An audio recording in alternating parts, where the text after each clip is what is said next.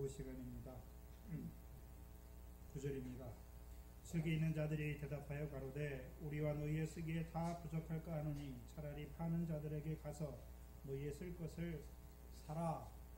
분명히 이 슬기 있는 처녀들 무엇을 알고 있습니까?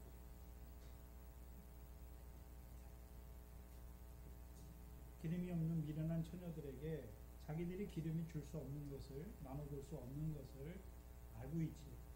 그래서 차라리 파는 자들에게 가서 너희 쓸 것을 사라. 잘 보셔야 되는데 우리 쓸 것을 말씀하는 것이 아니라 너희 쓸 것을 사라 말씀하는 것이죠. 그래서 우리가 봐야 되는 것은 누가복음 16장에 보면, 누가복음 16장을 한번 보시죠.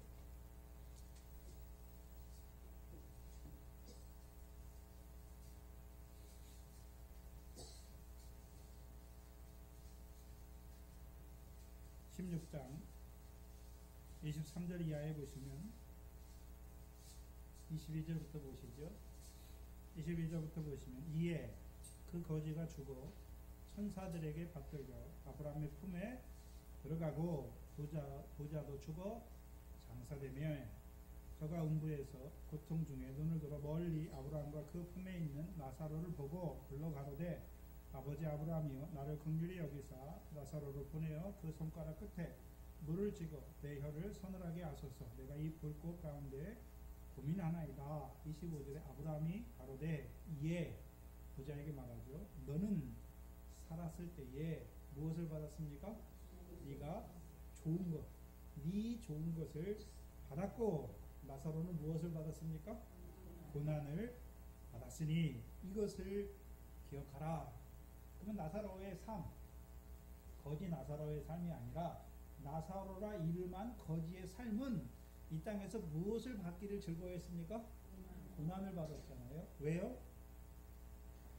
로마서 8장 17절에 우리는 그리스도와 함께한 후사니 그와 함께 영광을 받기 위하여 그와 함께 뭐도 받아야 됩니까? 고난도 받아야 된다. 그럼 나사로는 어떤 자로 살았습니까?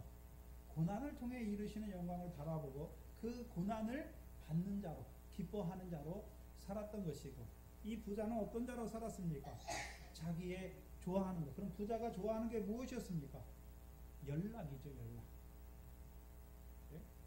베드로전서 4장 3절 이하에 6가지 육의 역사 중에 하나인 연락을 따라 살았습니다. 누구를 위한 연락입니까? 자기 육신을 위한 연락을 그 쾌락을 따라 살았던 자들. 그럼 둘이 다르잖아요. 분명히 다르죠. 그럼 살아있을 때 이 부자가 좋아했던 하나님의 말씀은 무엇입니까? 예수 믿어 세상 것보다 부자가 되고 그것을 자기를 위하여 세상에 쌓아놓고 연락하는 것이죠. 그럼 나사로는 어떻게 살았습니까? 거지 나사로가 아니에요. 육신에 뭐가 없는 거지가 아니라 자기 소유를 판 심령이 가난한 거지죠. 무엇을 위해 살았습니까? 하나님의 나라를 위해 살았죠. 어떤 나라입니까? 고난을 통해 이루시는 그 영광의 나라의 삶을 살아간 나사로였죠. 그럼 나사로는 이 땅에서 어떤 자로 살았습니까? 부자는 어떤 자로 살았습니까? 그와 마찬가지로 차라리 파는 자들에게 가서 너희 있을 것을 사라. 그러면 이 슬기로운 다섯 처녀는 자기들은 파는 자들에게 가서 샀습니까? 있었습니까? 그러면 분명히 누가 있습니까? 기름을 파는 자들이 있는 것을 보여주시죠. 봐야 되는 것은 기름을 파는 자들은 왜 팝니까? 싹을 갖고 파는 거죠.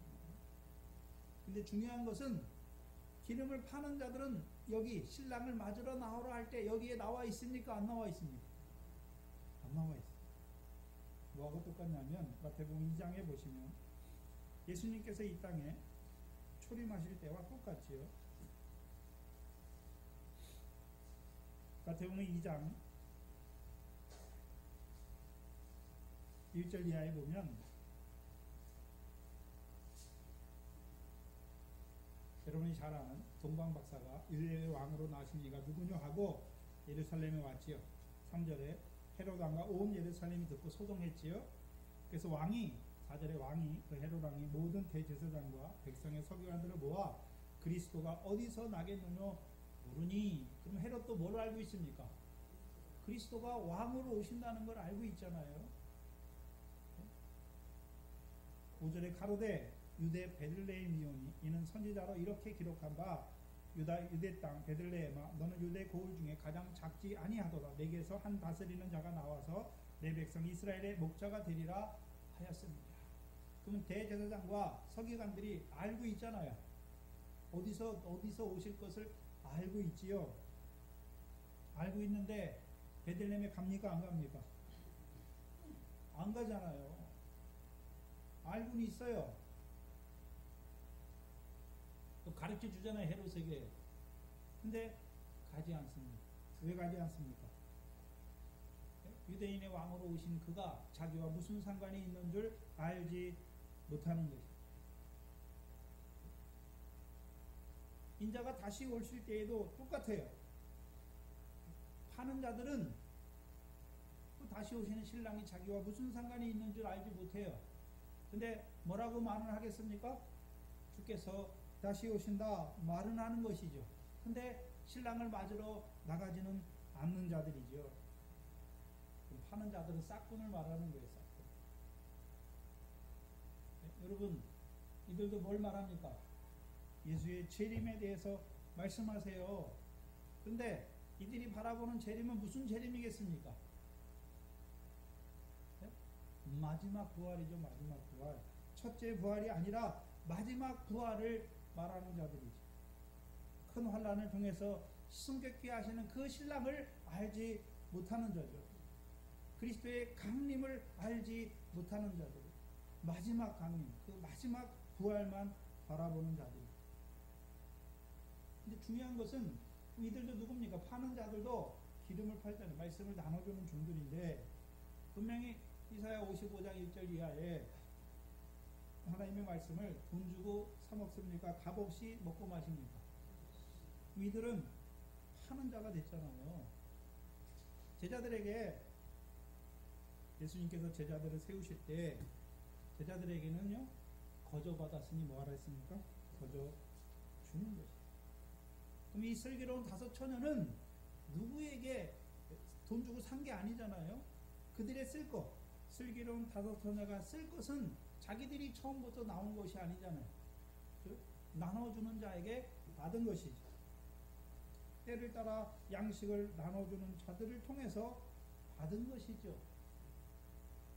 먼저는 때를 따라 양식을 나눠주는 종을 통해서 이 때가 어떤 때인지 바라보았고 또한 인자의 오심과 세상 끝에 그 징조를 통해서 등을 가지고 신랑을 맞으러 나왔고 이제는 밤중에 그 1260일 동안 예언하는 2 증인을 통해서 먹고 마시게 하셔서 들어가게 하십니다. 근데 미련한 자들의 눈에는 보이지 않습니다. 그러면 이 미련한 자들이 그때만 샀을까요? 전에도 파는 자들에게 샀을까요? 전에도 파는 자들에게 산 거예요. 슬기로운 5 처녀들은 파는 자들에게 자기의 쓸 것을 사서는 사지 못하는 줄 알고 있어요. 그럼 구별이 되잖아요.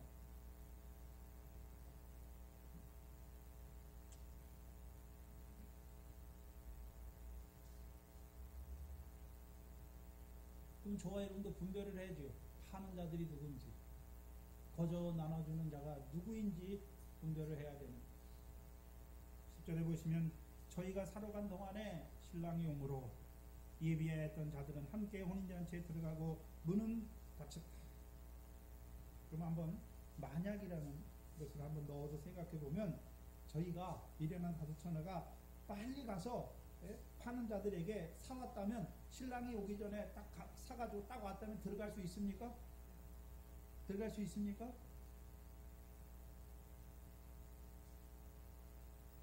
파는 자들에게 사서는 그 혼인잔치에 들어갈 수 없어요.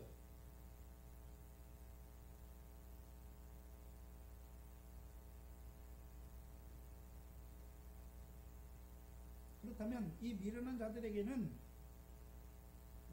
거저 나눠주는, 때를 따라 양식을 나눠주는 종을 통해서 주시는 게 왜 안 보일까요?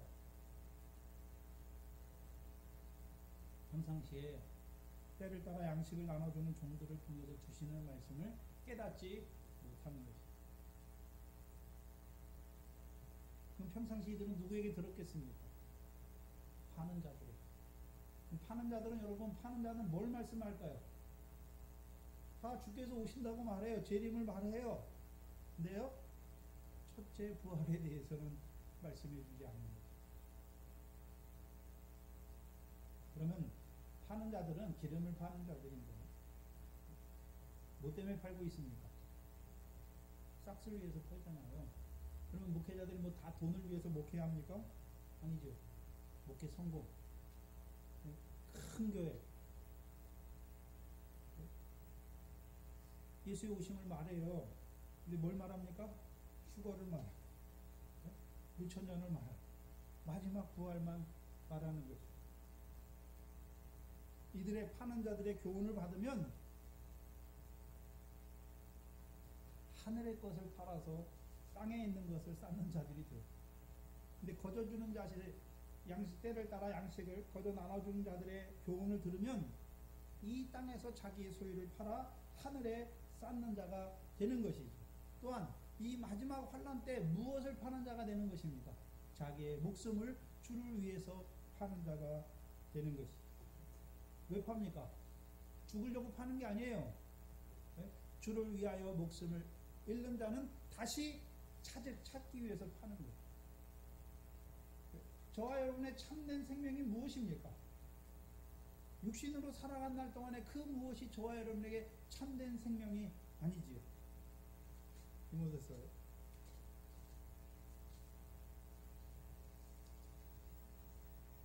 디모데전서 6장입니다.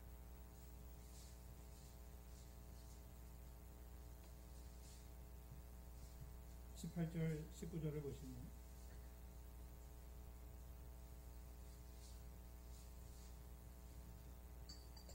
디모데전서 6장 18절 19절입니다. 이 땅에 있을 때에 선한 일을 행하고 선한 사업에 부하고 나눠주기를 좋아하며 동정하는 자가 되게 하라. 디모데가 해야 되는 일이 무엇입니까? 자기에게 맡겨주신 양들에게 선한 일을 행하는 자로 세우는 것이고, 선한 사업에 부하고 나눠주기를 좋아하며 동정하는 자가 되게 하는 것이죠.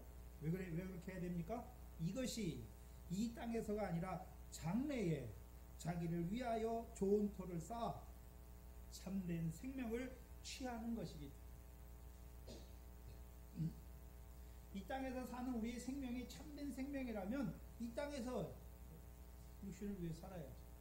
저와 여러분의 참된 생명은 주 앞에 섰을, 그리스도 앞에 섰을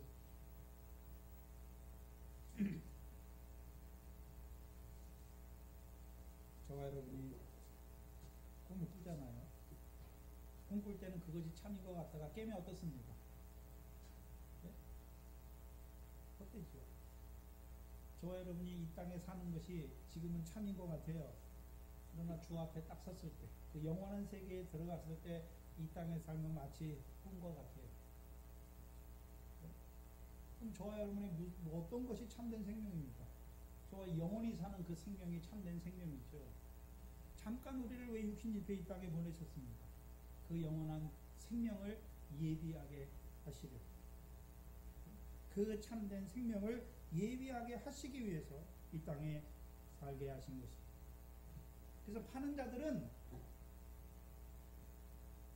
이제 때를 따라 양식을 나눠주는 종을 통해서 늘 말씀을 받는 자는 파는 자가 돼요. 소유를 파는 자가 돼요.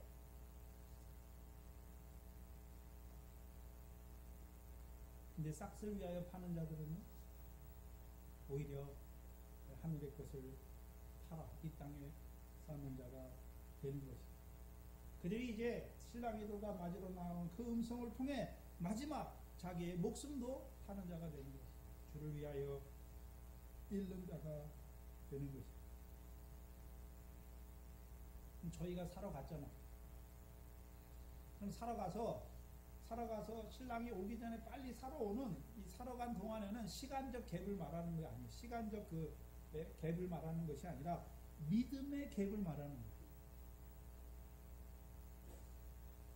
누가복음 16장처럼 그 나사로와 아브라함과 사이에 뭐가 있습니까? 건널 수 없는 구렁이 있는 것처럼 사왔다고 들어가는 게 아니에요. 만약에 파는 자들에게 빨리 가서 사왔으면 들어갈 수 있습니까? 아니에요. 그거는 살아간 시간의 갭을 말하는 것이 아니라 믿음의 갭을 말하는 거예요. 들어갈 수 없어요.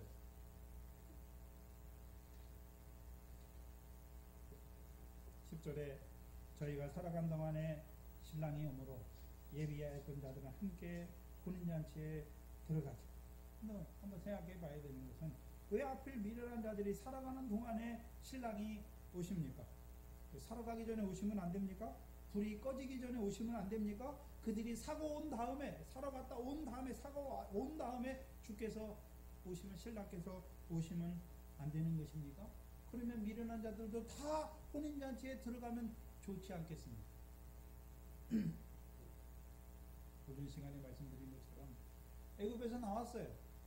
근데 왜 다 광야에서 하나님이 죽이십니까? 그들에게 가나안 땅을 분명히 약속하셨는데 왜 안 주시고 광야에서 다 멸망받게 하시냐 말입니다. 왜요? 믿음으로 화합지 못하는 자들은 다 넘어져요. 이 큰 환난 때에도 믿음으로 화합지 못하는 자들은 다 어떻게 됩니까? 실족하게 됩니다. 믿음의 문제이지 결코 미련한 처자들이 살아간 동안에 신랑이 오기 때문에 문제가 아니에요. 그들의 믿음이 예비되어 있지 못하기 때문에, 그들의 믿음이 죽임을 당한 어린 양의 생명책에 농명되지 못하기 때문에 헛돌아가는 것이죠. 결국 베드로와 같이 신랑을 맞는 자리를 지키지 못하죠. 주를 위하여 죽을 수 있는 그 자리를 지키지 못하는 것이죠. 결국 어떻게 됩니까? 큰 환난을 견디지 못하고 육신의 목숨을 위해 짐승과 그 우상에게 경배하고 이마와 손에 그 표를 받는 자의 자리에 떨어지게 되는 것입니다. 요한복음 18장 15절 이하를 보시면 요한복음 18장입니다.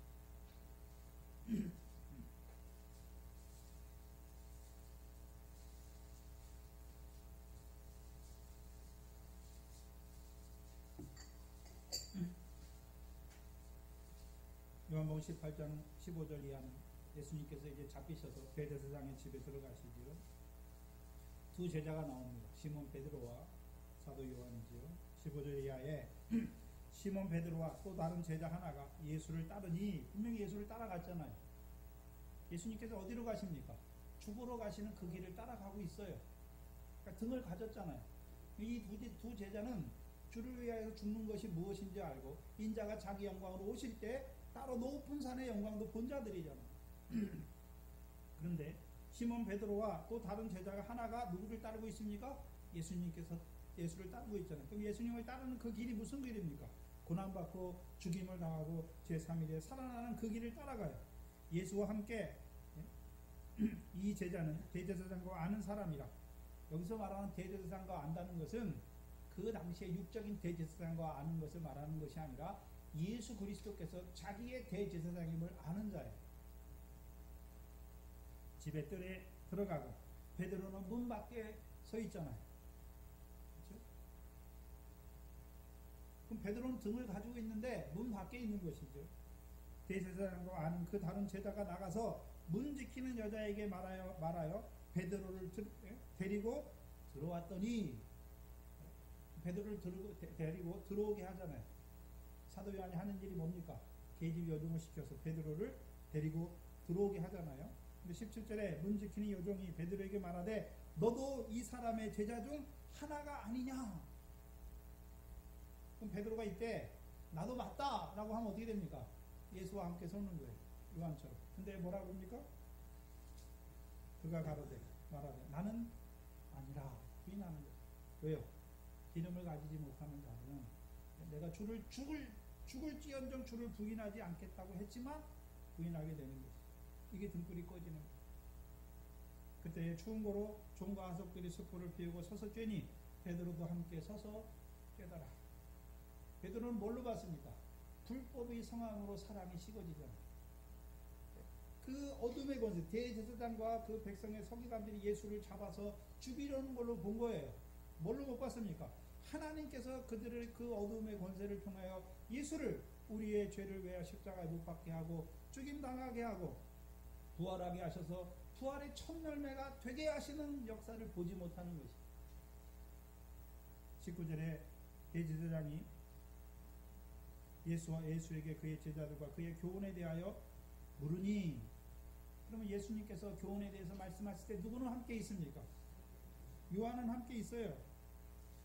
근데요, 베드로는요 함께 있지 못하죠. 왜요? 그 교훈을 지키지 못하는 자리에 섰다. 25절에 시몬 베드로가 서서 불을 쬐더니 사람들이 묻되 너도 그 제자 중 하나가 아니냐? 베드로가 부인하여 가로되 나는 아니라. 그럼 이 사람들이 베드로에게 묻는 질문이 무엇입니까? 베드로를 예수와 함께 그 교훈의 자리에 세우는 거잖아요. 근데 베드로가 뭐라 합니까? 나는 아니라. 26절에 대제사장의 종 하나는 베드로에게 귀를 베어 거리온 사람의 일가라. 가로되 내가 그 사람과 함께 동산에 있는 것을 내가 보지 아니하였느냐. 이에 베드로가 또 부인하니 곧 닭이 울더라. 이 자리는, 주를 위하여 목숨을 잃는 그 자리는 억지로 끌고 갈 수가 없는 자리예요. 요한을 통해서 그 자리가 어떤 자리인지를 보여주셨지만 어떠니까요? 어둠의 권세가 무서우니까 들어가지 못하는.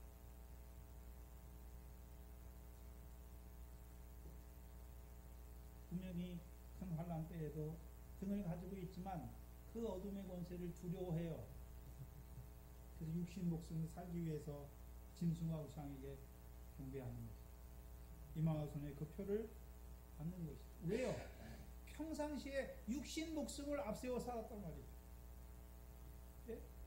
고난받고 죽임을 당하고 제3일에 살아나는 그 주님을 따라가는 자기 부인되고 자기 십자가 지는 삶이 없었단 말이죠. 기름의 삶이 없었기 때문에 그때에 가서요 목숨을 위해서, 자기 육신의 목숨 살기 위해서 주를 부인하는 자가 되는 것입니다.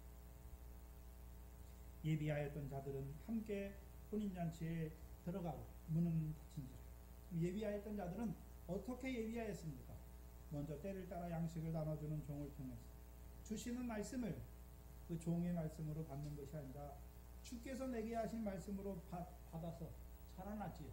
자라나서 이제 바다의 권세, 사망의 권세, 음부의 권세에 해함받지 않는 자로 자라났고, 이제 그 때를 따라 주시는 종을 통해서 인자의 오심을 위한 그 세상 끝의 징조의 말씀까지 받아먹고 다시 오실 신랑을 맞을 등을 가지고 자기 부인하고 자기 십자가 지는 기름을 예비한 그 자로 살아왔던 것이죠.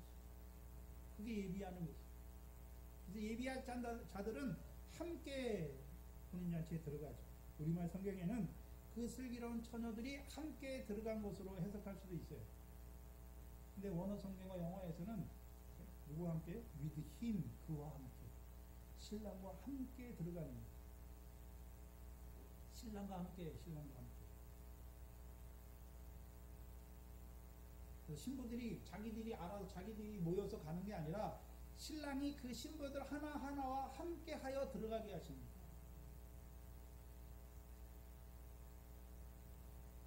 슬기로운 처녀 한 사람 한 사람 각자 신랑과 함께 혼인잔치에 들어가는 것입니다. 그러면 이제 신랑과 함께 했잖아요. 그럼 그 신랑이 함께하면 항상 신랑이 주는 기쁨을 누리는 것이죠. 그럼 혼인잔치에 들어간다니까 함께 혼인잔치에 들어가잖아요. 들어가는 게 육신적으로 볼 때는 죽는 거예요. 주를 위하여 목숨을 잃는 자죠.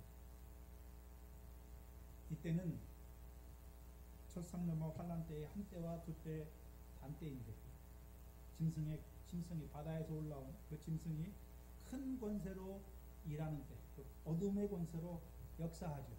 뭐 할 때까지? 성도의 권세가 다 깨어지기까지. 근데 여기서의 성도는 어떤 성도입니까? 모든 믿는 자의 성도가 아니라 지극히 높으신 자의 성도의 권세가 다 되어지기까지. 그러면 슬기로운 처녀들과 함께 하시는데 어떤 신랑이 함께 합니까?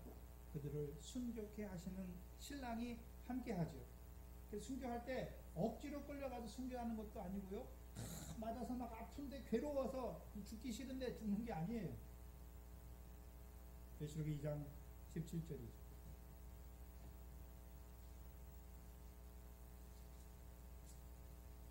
계시록 2장 17절에 보십니다.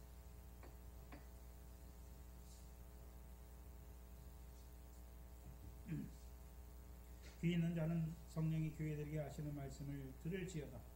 이기는 그에게는 전제가 무엇입니까? 이기는 생활을 해왔던 그에게, 이것을 마태복음 25장의 9절로 말하면 등과 기름을 가진 자의 삶을 살았던 그에게 이제요, 그 신랑을 맞이할 때 신랑께서 뭘 주십니까? 감추었던 만나를 주시고 또 흰 돌을 줄 터인데 그 돌 위에 새 이름을 기록한 것이 있나니 받는 자 밖에는 그 이름을 알 사람이 없구나. 그럼 신랑께서 이제 함께 하여서 들어가게 하실 때 뭘 주십니까? 감추었던 만나와 새 이름을 기록한 흰 돌을 주시는 거예요. 각각의 신부들에게. 그럼 감추었던 만나는 무엇입니까? 사도행전 7장이죠.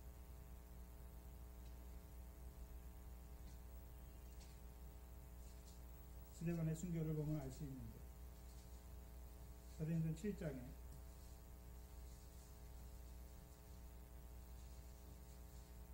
스데반의 성령의 단계별로 하나님께서 충만하게 하시는데 54절에 저희가 이 말을 듣고, 사도행전 7장 54절 이하에 저희가 이 말씀을 듣고 마음에 찔려 저를 향하여 이를 갈거늘 스데반의 성령이 충만하여 하늘을 우러러 주목하여 하나님의 영광과 및 예수께서 하나님 보좌 우편에 서신 것을 보고, 이제 이때 스데반에게 어디가 열렸습니까? 56절에 보라 말하되 보라 하늘이 열리고, 어디가 열렸습니까?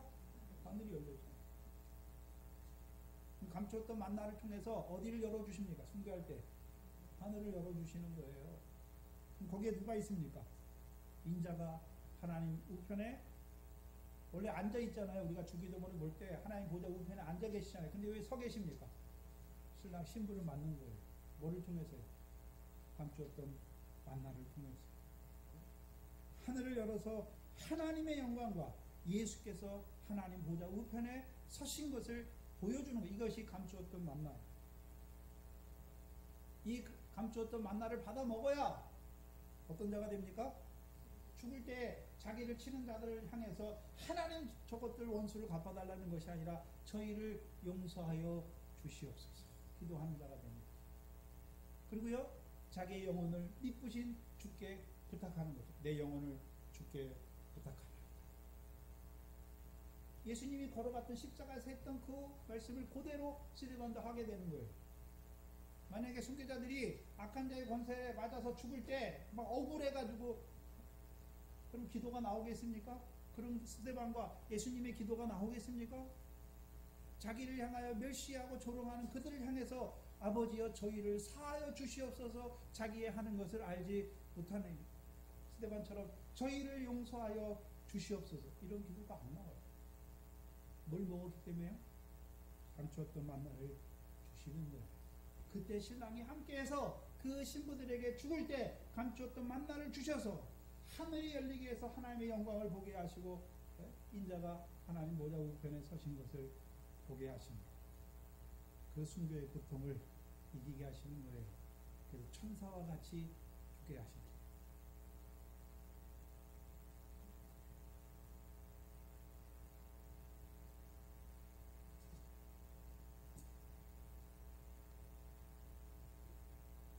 (25장에는) 안 나왔지만 그 혼인잔치에 들어갈 때 한 때, 두 때, 반 때를 통해 그 혼인잔치에 들어가는 것입니다. 다 들어가면, 이제 수가 차면 그 문은 닫히게 되어 있습니다. 마태복음 24장 21절로 22절이죠. 마태복음 24장을 보시면 큰 환란의 때지요. 마태복음 24장 21절에 이는 그때에 큰 환란이 있겠습니다. 창세로부터 지금까지 이런 환란이 없었고 후에도 없으리라. 그 날들을 감하지 아니할 것이면 모든 육체가 구원을 얻지 못할 것이나 그러나 택하신 자들을 위하여 그 날들을 감하시리라. 그럼 큰 환란의 때에 택하신 자들을 위하여 이루실 구원이 끝나면 이제 뭐가 그 문은 닫힙니다. 그래서 그 문이 정관사를 붙여놔서 정관사를 영어 성경 더 문이 어문이 아니라 아무 문이 아니라 그 문이 닫히는 거예요.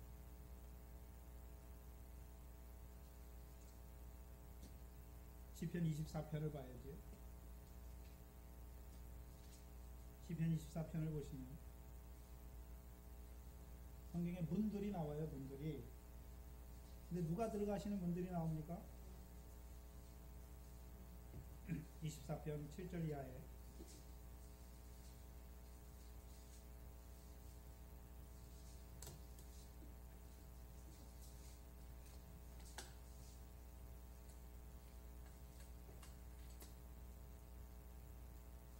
24편 시편 24편 7절 이하에 문들아 너희 머리를 들지어다.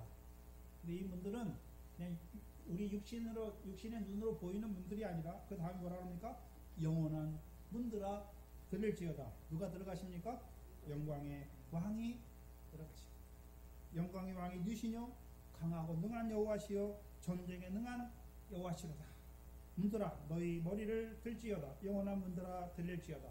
영광의 왕이 들어가시도다. 영원한 왕이 누시뇨? 만군의 여호와께서 곧 영광의 왕이시로다. 여기 문들을 들어가시잖아요. 근데 어떤 왕이요? 전쟁에 능한 왕이 문들을 들어가시잖아요. 그럼 전쟁에 능한 여호와인데 누구를 위해서 싸우십니까? 네? 아니 성경 전체적으로 그러면 순교장을 위해서 싸웁니까? 애굽에서 나온 하나님의 백성이 홍해를 건널 때 그들을 위해서 싸우십니까? 출애굽기 14장을 한번 보시죠. 여호와를 전쟁에 능한 여호와라고 그럴 때 이스라엘 백성을 위해 싸우시는 거예요. 그럼 이스라엘 백성이 무엇을 위해 싸우느냐 그것을 봐야죠.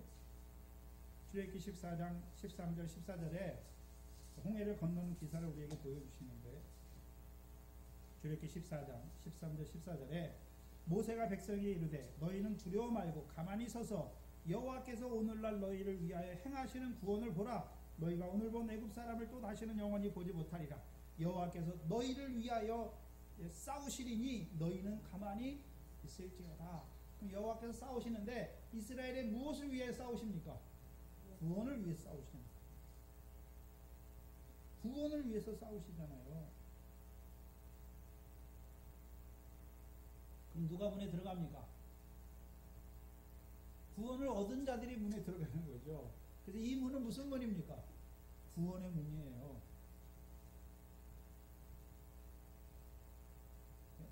그래서 이스라엘 백성을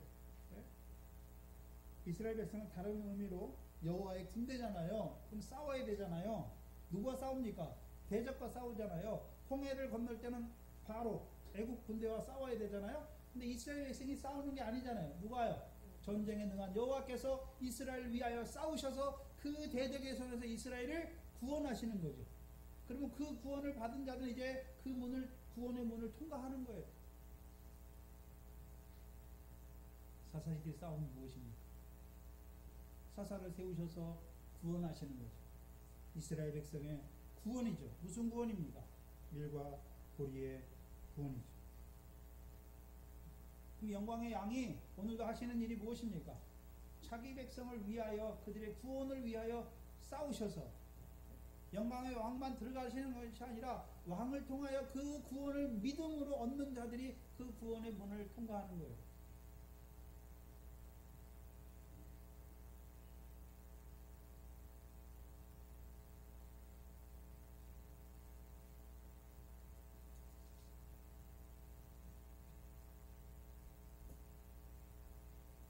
영광의 왕이, 전쟁에 능한 왕이 누구를 위해 싸웁니까?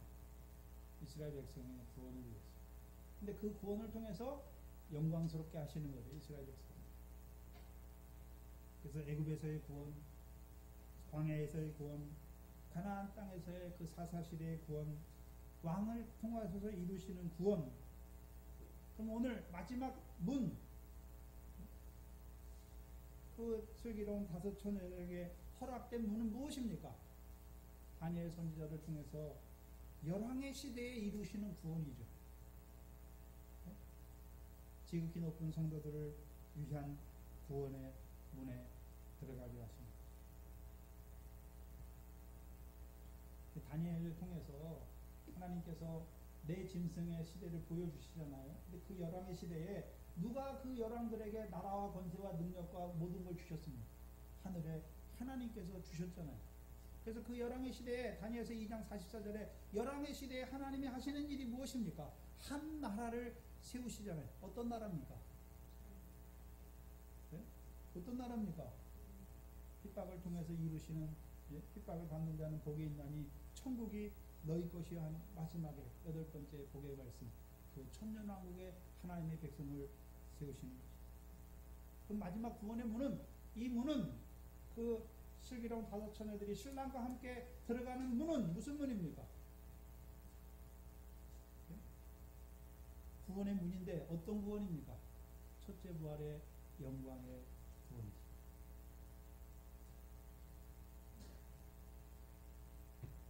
그래서 하나님 백성에게 마지막 허락된 구원이 무엇입니까?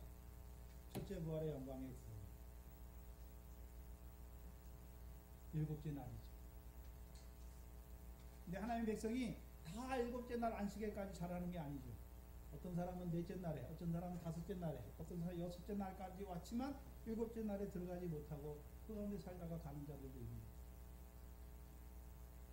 그럼 혼인잔치에 들어간 자들, 그 구원의 문에 들어간 자들을 곧 큰 환난, 첫 3년반 환난을 통해서 이루신 구원, 그 순교자들이 그 혼인잔치에 들어가는데, 그럼 들어가서 어디에 있습니까? 계시록 19장, 우리가 지난달에 했던 요절이지요.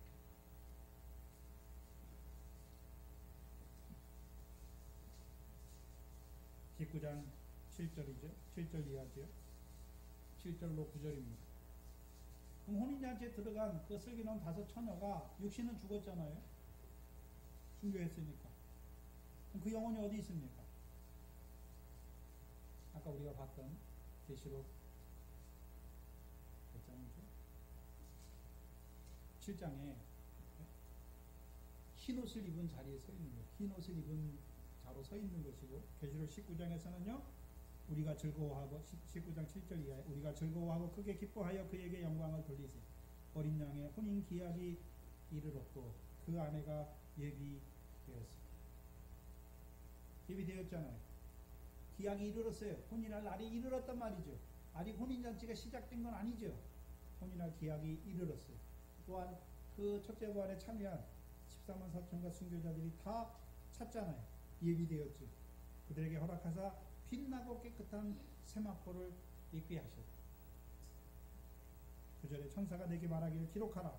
어린 양의 혼인잔치에 청함을 입은 자들이 거기 있다. 이들이 어떤 자가 되었습니까? 어린 양의 혼인잔치에 청함을 입은 자들이 되었습니다. 그럼 언제? 그럼 그 혼인잔치가 실제 이제 언제 일어납니까?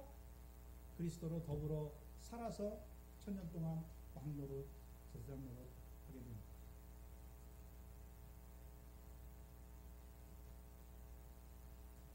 (11절에) 보시면 그 후에 남은 처녀들이 와서 가로되 주여 주여 우리에게 열어주소서.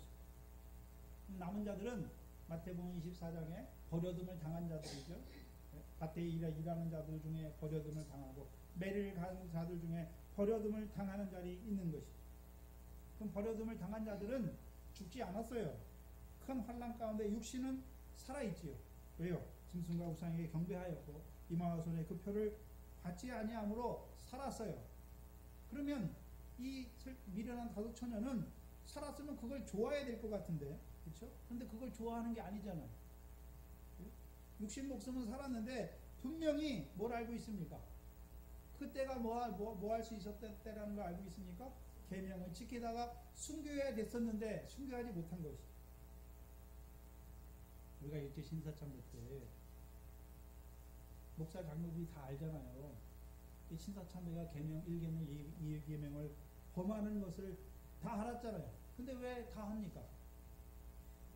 고난받고 핍박받고 죽는 게 무서워서 육신 목숨 살기 위해서 그러잖아요. 그래서 해방되고 나서 두 부류의 목회자들이 생겨. 두 부류의 그 신사참배를 겪으면서 두 부류의 무리가 생기는데 대부분의 무리는요 신사참배한 것을 자기 합리화해요.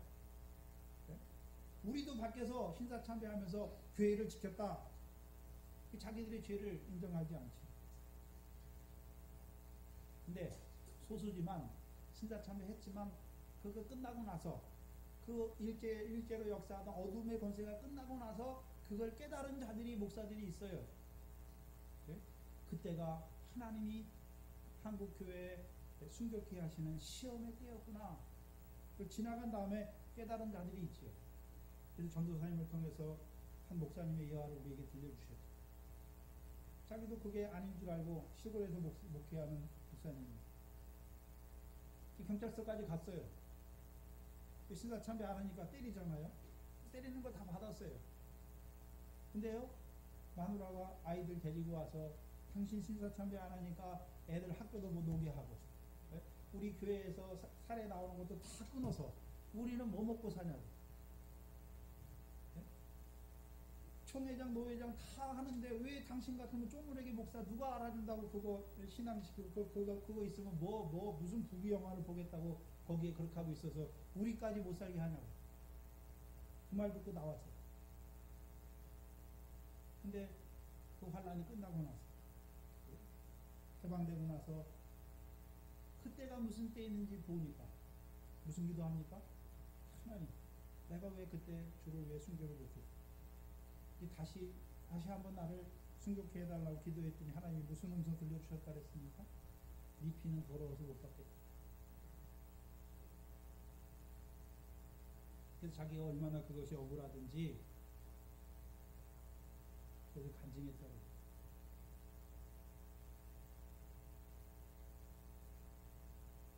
미련한 처녀는 등을 가지고 있어요. 근데 기름이 없지요. 계시록 19장 19절 20절을 보시면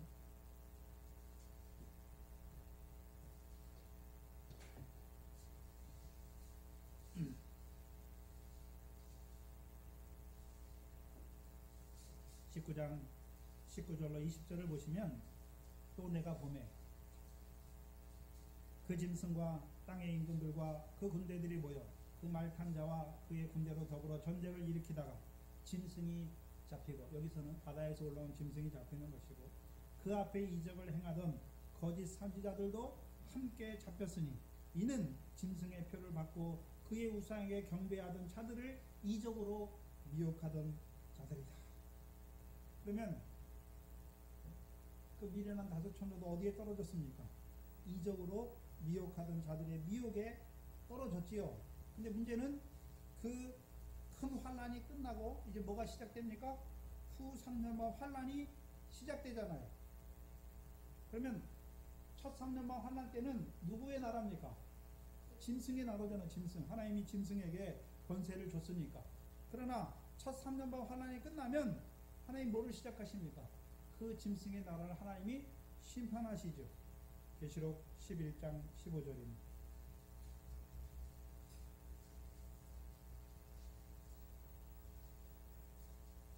계시록 11장 15절에 보시면 둘째와는 14절부터 둘째와는 지나갔으나 보라 셋째와가 속히 이르도다.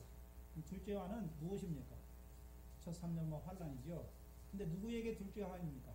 여기서 화를 말할 때에는, 계시록에서 화를 말할 때에는 땅에 있는 자들에게 화예요.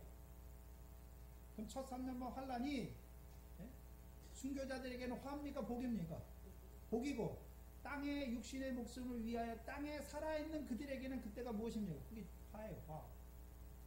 근데 둘째화는 지나갔으나 보라 셋째화가 속히 이르도다. 그럼 둘째화 첫 3년만 환란이 그들에게는 화였잖아요. 땅에 거하는 자들에게는 화였고, 그래 그 화가 지나갔지만 이제 세 번째 화 무슨 화입니까? 후 3년만 환란이 시작되죠. 15절에 일곱째 천사가 나팔을 불매 하늘에 큰 음성이 나서 가로되 세상 나라가 우리 주와 그리스도의 나라가 되어 그가 세세토록 왕노릇 하리로다. 그러면 그 전에는 후 3년만 전에는 이 세상이 누구 나라였습니까? 짐승의 나라였죠. 열왕의 나라였잖아요. 짐승의 나라 중에서도 마지막 바다에서 올라온 그 짐승의 나라였잖아요. 그래서 이 땅에 있는 자들이 다 누구 나라에 살았습니까? 그 짐승이 영원히 자기들을 다스릴 줄 알고 짐승에 경배하는 자들이 됐잖아요. 근데 첫 3년 환란이 끝나자마자 이 세상 나라가 누구의 나라가 됩니까? 주와 그리스도의 나라가 되잖아요. 그럼 뭐가 시작됩니까? 이제 심판이 시작돼요. 후 3년 만에 심판이 시작돼요. 그래서 우리가 마태복음 24장에서도 어떻게 시작됩니까? 후 3년만 환란이 하늘에 해가 어두워지고 달이 피같이 되고 하늘의 권능들이 흔들림으로 후 3년만 환란이 시작되는 것입니다.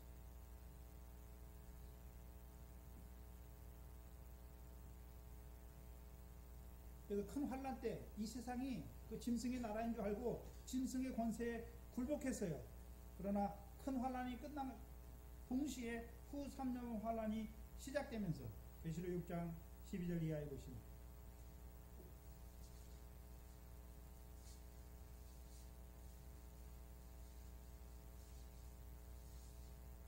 12절 이하에 내가 보니 여섯째 인을 빼실 때 큰 지진이 나며 해가 총단같이 검어지고 온 달이 피같이 되며 하늘의 별들이 무화과 나무가 대풍에 흔들려 선과 실이 떨어지는 것까지 땅에 떨어지며 하늘은 종이축이 말리는 것까지 떠나가고 각 산과 섬이 제자리에서 옮기우매 땅의 임금들과 왕족들과 창구들과 부자들과 강한 자들과 각 종과 자주자가 굴과 산 바위 틈에 숨어 산과 바위에게 이르되 우리 위에 떨어져 보좌에 앉으신 이의 낫에서와 어린 양의 진노에서 우리를 가리우라. 그들의 진노의 큰 날이 이르렀으니 누가 능히 서리오. 그러면 그때 여기 보시면 땅의 임금들, 왕족들, 장군들이 첫 3년만 환란 때 누구에게 연합했던 자들입니까?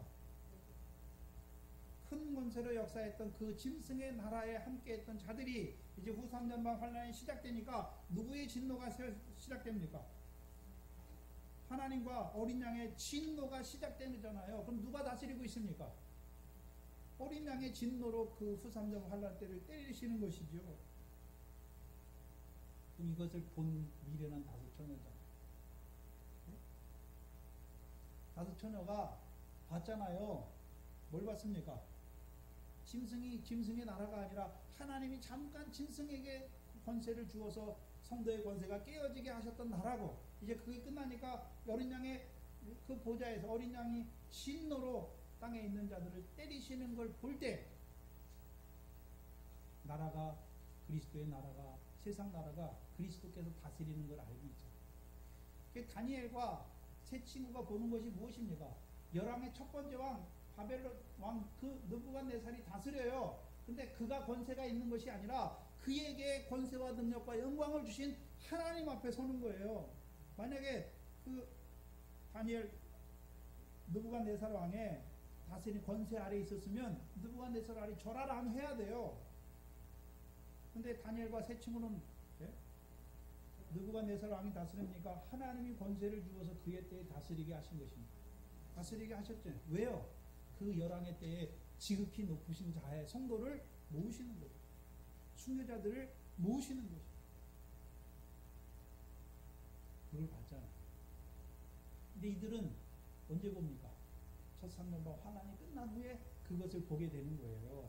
그러니까 후 3년반 환란 때 이제 다시금 한번 혼인잔치의 문을 열어주실 것을 구하는 것이죠. 나머지 등이 없는 자들은 뭐가 뭔지 알지도 못해요.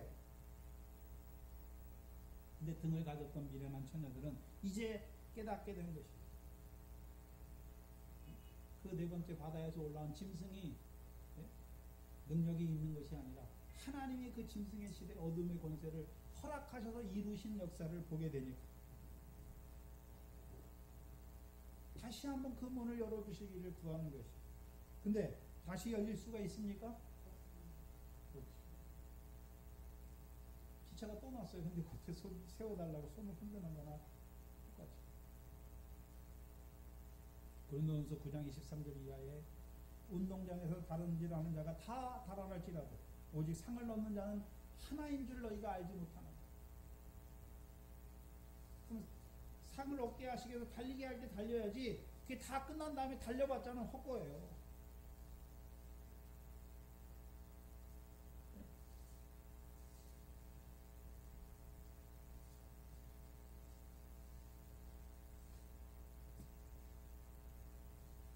열릴 수가 없어. 12절에 대답하여 가로되 진실로 너희에게 이르노니 내가 너희를 알지 못하노라. 이 말씀은 어디서 많이 들어본 말씀이죠. 마태복음 7장 23절에 내가 너희를 도무지 알지 못하나 불법을 행한 자들아 내게서 떠나가라. 같은 말씀이 아니에요. 비슷한 것 같은데 오늘 본문하고 전혀 다른 말씀입니다. 뭐에서 차이가 납니까? 마태복음 7장 한번 보시죠.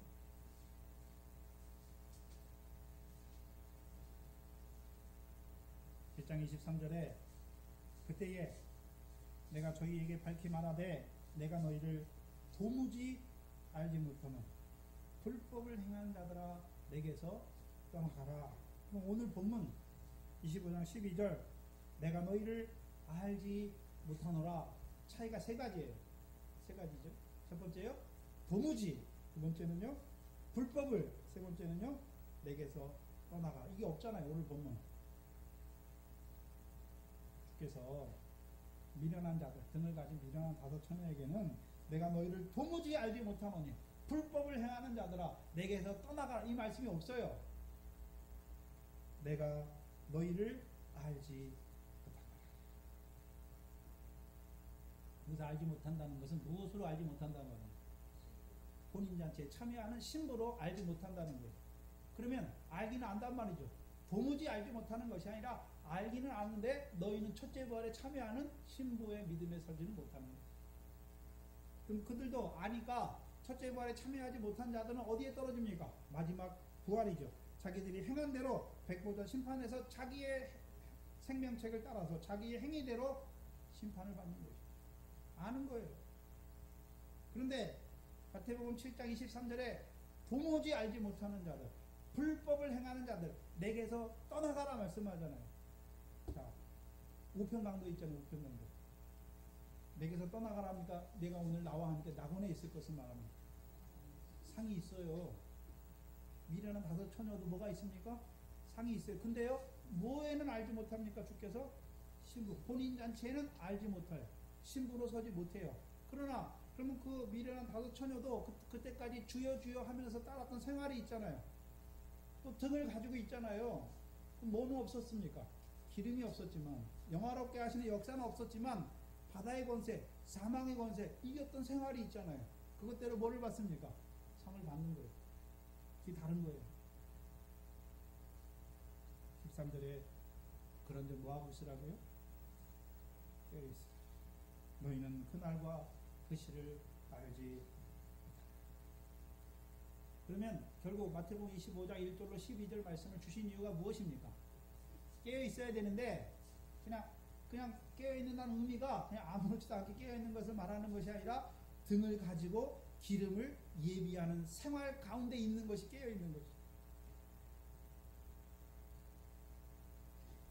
하나님께서 이곳에 동산교회를 세우셨죠.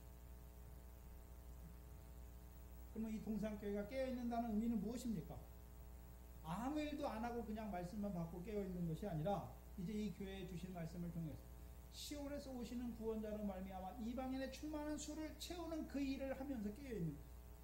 나아가서는요 이제 자라난 자들에게 고난과 죽음과 제3일에 살아날 것을 가르쳐서 그들도 인자의 오심을 위하여 등을 가지고 기름을 예비하는 자로 세워가는 거예요. 그래서 동산교회 성도들 중에 오늘도 등을 가지고 기름을 예배하는 생활이 있으면 교회가 깨어있는 거예요. 그럼 여러분 자신을 봐요. 우리 자신을 봐요. 내게는 어떤 등이 있는가? 네? 어떤 신랑과 함께 하는가? 또한 어떤 신랑을 바라보고 있는가 봐야 하는 것이죠. 내게 등이 있습니까? 다시 오실 신랑, 아버지의 영광으로 오실, 내가 행한 대로 갚아주실 그 주님에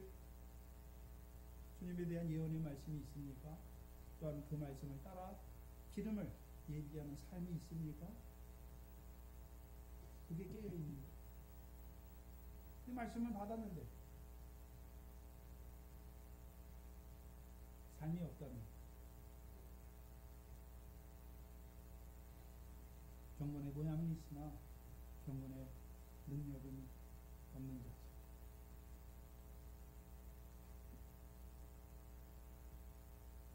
깨닫는 게 전부가 아니에요. 물론 깨닫게 하신 게 귀해요. 얼마나 이 말씀 깨닫는 게 귀합니까? 문제는 깨닫게 하셨어요. 이제 그 깨닫게 하신 말씀에 합당한 삶이 이루어지게 하여 주시옵소서. 그것이 저와 여러분의 기도일 것입니다. 기도하겠습니다. 하나님 감사합니다. 우리를 이 성령실의 마지막에 보내어 주시고 또한 우리 앞에 있을 큰 환난을 통해서 이루실 그 구원에 대해서도 밝히 나타내 주셔서 이 마지막 때에 등과 기름을 예비하는 교회로 우리를 세우신 아버지 하나님 감사합니다. 우리에게 이미 오래전부터 이 첫째 부활의 영광에 대한 말씀을 믿어지게 하셔서 등을 가지게 하시고 아버지 하나님 우리가 미련한 처녀와 같이 등만 가지고 기름을 예비하지 못해 아버지 하나님 어두운 가운데 잘 때가 많아 육신의 연약한 가운데 아버지 하나님 낙심하고 뒤로 돌아설 때가 많았던 미련한 저희들 다시금 이 말씀으로 불러주셔서 권고하시고 강건하여 주시니 감사합니다. 아버지 하나님 이제 다시 오실 그 인자를 바라보면서 인자의 강림을 바라보며 이제 기름을 예비하는 우리의 삶이 이루어지게 하여 주시옵소서. 때마다 하나님께서 우리에게 때에 맞는 합당한 양식을 허락하여 주시옵소서. 우리의 삶이 그 양식으로 말미암아 그 하나님의 구원을 하나님의 나라에서 이루시는 그 일을 찬송하는 우리의 삶이 되게 하여 주시옵소서. 이 교회를 통하여 그 하나님의 나라가 등을 예비하고 기름을 예비하는 그 하나님의 나라가 확장되게 하시고 생육하고 번성케 하여 주시옵소서. 예수님의 이름으로 기도하옵나이다. 아멘. 감사합니다.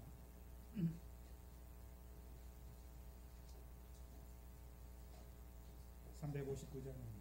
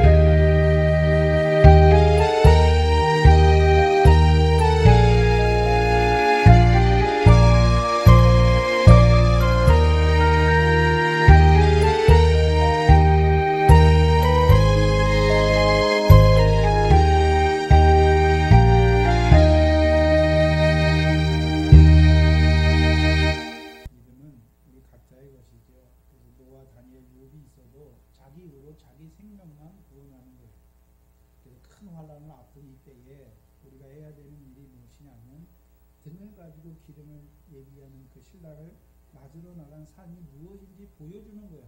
그 사람들을 억지로 끌어서 가시는 게 아니지요. 보여주고 나면 그 다음 책임은 누굽니까? 사도 바울이 털을 닦아줬잖아요. 거기까지 사도 바울의 역사잖아요. 그 위에 세우기를 각각 조심해야 돼. 왜요? 불 가운데 나타나는 해니, 그 해를 받지 않고, 특별히 이 말씀을 받은 자들 중에, 첫째 부활의 영광을 받은 자들 중에 해를 받지 않도록 삼가 각자가 조심해야 되는 거죠. 이 말씀을 받지 못한 자들은 아직도 미래교실, 사망의 역사, 음부의 권세 아래 싸우고 있어요. 그들은 이 말씀을 알지 못하죠. 그 사망의 권세에 행함받지 않는 백성이 된 자들에게 고난받고 죽임당해 제3일에 살아나는 그 길을 보여주시고, 그들 가운데서 이 말씀을 받았으면서도 기름을 예비하지 못함으로 떨어지는 자가 있을 것을 보여주셔서 우리에게 뭐하라고 하십니까? 삼가 조심하라 말씀하시는 것이죠. 영이 평안한 때에 기름을 예비케 하시는 것이죠. 주기도문으로 예배를 마치겠습니다. 하늘에 계신 우리 아버지여, 이름이 거룩히 여김을 받으시오며 나라의 임하옵시며 뜻이 하늘에서 이루는 것 같이 땅에서도 이루어지이다. 오늘날 우리에게 일용할 양식을 주옵시고 우리가 우리에게 죄 지은 자를 사하여 준 것 같이 우리 죄를 사하여 주옵시고 우리를 시험에 들게 하지 마옵시며 다만 악에서 구하옵소서. 나라와 권세와 영광이 아버지께 영원히 있사옵나이다. 아멘.